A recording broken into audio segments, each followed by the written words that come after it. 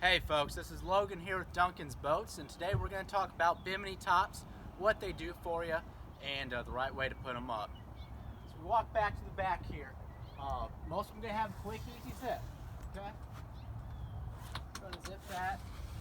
Make sure to store this in a safe, dry place.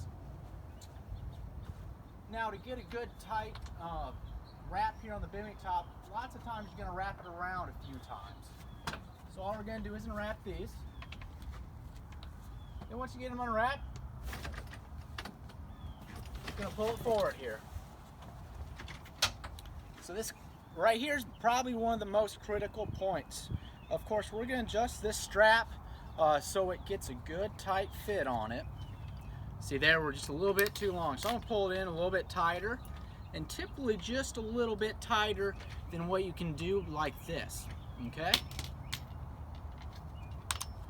What you're going to want to do also to reduce vibration, we're going to give it a few twists.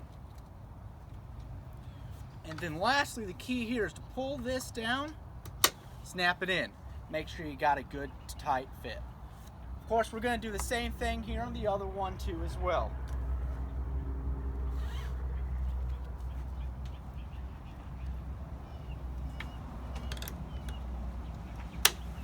Now once you got both those down, just check them again just to make sure they're both nice and tight.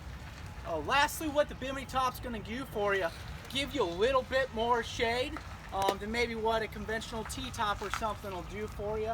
And lastly, make it quick and easy to remove. That becomes especially important when you're keeping it in a dry stack or in a place like your garage too. Most of your Bimini tops here are going to have a real quick, easy release. You're just going to pull that pin out, and that's going to allow us to drop it down either backwards or forwards. That's Logan here with Duncan's Boats. Thanks for visiting with us, and let us know what questions you all have.